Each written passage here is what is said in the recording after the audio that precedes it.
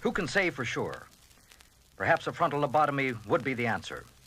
If science could operate on this distorted brain and put it to good use, society would reap a great benefit.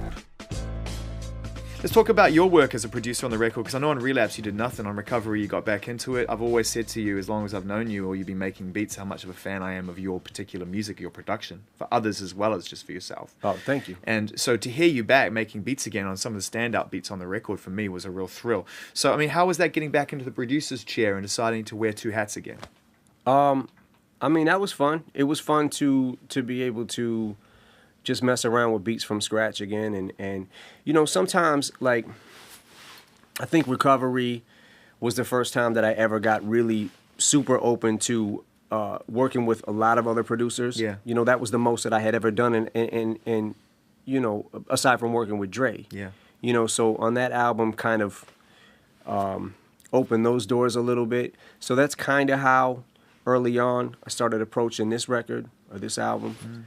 And but sometimes, like, I may get something in my head, like an idea or the mood of something that I would want, and I'm not always going to get that by going through, you know, different tracks that other people have made. They don't know what's in my head. You know what I'm saying? So it's also a good way to, I think maybe it helps with diversity a little bit too, with the sound and all that. But, you know, I would get something in my head and want to be able to lay that idea down from scratch. It just sounds like you're being inspired by rap in a big, big way. I mean... Absolutely. You know, I know you've always been that way, but we've known each other for a long time, and I've met you at various points throughout every album, and I know that... I just met you out there, I thought.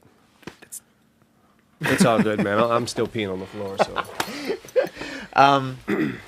You know, and the music reflects your headspace. It's always been very honest, not just lyrically, but also musically. I mean, there was a time when the beats you were making were all very kind of minor key and lots of strings and lots of kind of a lot of drama.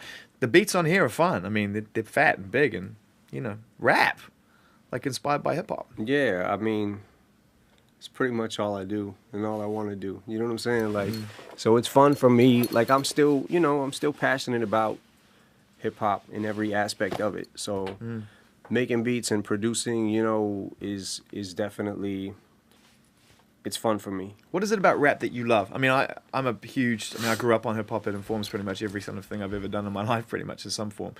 And what I wondered, you know, being someone who is considered one of the greatest of all time, what is it about rap, the art form, if you can even trace it back to when you first discovered it, to how you feel about it now on one of your most rap heavy records, and, you know, just a lot of rap. A lot of rapping on there, a lot of words. Yeah. What is it about it that you love, if you could put it into words? I don't know. I love the fact that you can, I love the expression of it. The fact that you can, you know, just, I don't know. I love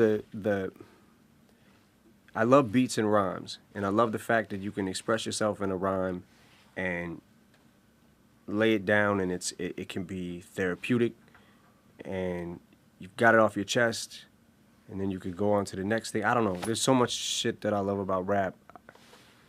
You know, I'm in it for, like I love to watch what's going on in the game and keep my finger on the pulse of that, you know, and it's exciting to watch as a fan for me too, you know, just being a fan of hip-hop, and watching as it, you know, the evolution of it, and, you know, how it moves from each year to year, and, you know what I'm saying, the direction. And are you sort of relieved that you can be that now? You can be, you know, a contender for the world's greatest rapper along with, you know, a selection of your peers, and it can be a really amazing rap record, and to a certain extent, I hope it's the right way, because I know you're still incredibly popular, #1 in 80 plus countries and huge, but the pop star's kind of dead. You know, in the sense of what people expect from you these days, isn't it? You don't have to be that guy anymore. You can just be a rapper and make rap records if you want. Is that a relief? Well, yeah, I think so. It's one of them things, like, as far as, like, being a pop star or whatever, like, I never intended to be any of that. You know what I'm saying? Like, all I ever wanted to do was get respect from, you know, my peers and other rappers, and all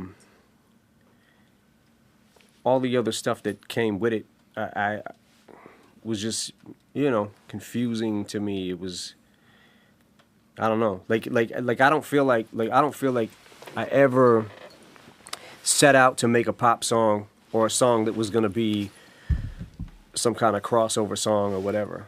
Is that for me? Yeah, if you want. Thanks, man. You're welcome. Appreciate it. And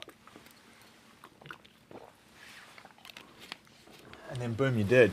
And it didn't stop for years. Well, boom, it happened, but at the same time, like I never wanted to. When things did keep happening and certain things kept hitting the radio and things like that. I mean, I don't think I'm stupid. I'm not stupid. Like I know when a song has a certain particular sound and sounds like, well, maybe this could possibly be a radio record, or when I'm going fuck shit ass, you know what I'm saying? And I know this will never go to radio. But at the same time, if a song starts heading that way, because a lot of times I may even think certain things when I'm writing it, like maybe what person this might connect with, you know what I'm saying? Like, and who I might connect with this song. But I never, in making any song I've ever made, I never wanted to compromise lyrical integrity, you know? And I always wanted to make sure that if I was rapping on a beat that had some kind of appeal to it and was catchy, that I was at least doing my job as an MC. And you know what I'm saying? And doing what I feel like I need to do. That's tough, man, because you want to give as much quality as you possibly can through your music. You're not going to hold yourself back in case you get successful. But at the same time, like you say, it's never been on the agenda. And I guess in a way, that was what was part of what caused the problem in the first place, that just manifested itself over that time, huh? Like, how do I do both? How do I be good and not court this, not be this guy that everyone expects something from? Yeah, I mean, I know that early on I went through a lot of that with the Hi My Name Is record, and it was like I never understood. Like I understood that the record was funny, and I understood that it was a little, how you say, kitschy or whatever, and maybe the hook was, the whole record was tongue in cheek. You know what I'm saying? Like, I'm still doing a lot of records like that to this day that are tongue-in-cheek. But that record in particular was just like, it was almost like my anti-pop song, because it was like my hello to the world, but it was my fuck you to the world at the same time. So I never understood, like when all that started happening, was like, holy shit, how did that become a, I guess, pop song? So when did the penny drop and you realize that the more you say fuck you, the more people are going to say, hi, what's up, we love you? I don't know. I mean, probably around Marshall Mathers LP, right? Because that's when it really started to blow up again. Yeah, I think there was a lot of that, and I think that just coming from being an underground MC and being an underdog and things like that kind of gave me that attitude. I think I think that had a lot to do with it. And then watching NWA and other people, Tupac. You know what I'm saying? Like it was like he's not going to, him or they aren't going to kiss your ass to make you like their music. Yeah. They're going to do exactly what they want to do. Absolutely. In despite of it. Now, you kind of talk about that on this song here, which is on the Monster, and this is the one I think where you kind of really address it in the most eloquent way about, like, well, it's a gift and a curse, isn't it? I'm aware of the trouble it can get you in, and I've been through that.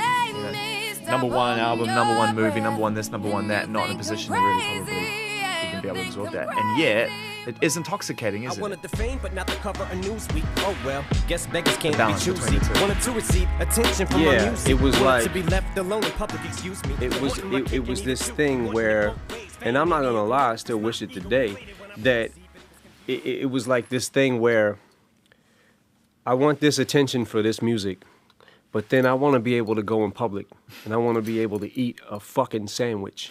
Do you know what I mean? Yeah. And be left alone. So it was like, man, if I could, because I've never been an attention seeker, and that seems like probably a hell of a career choice, but I don't like like that's not why I do it, is just to get attention. Like, I don't like to go in public and walk around and be like, here I am. You know what I mean? Like, I don't, It's not what I want. I just wanted, my dream was for like,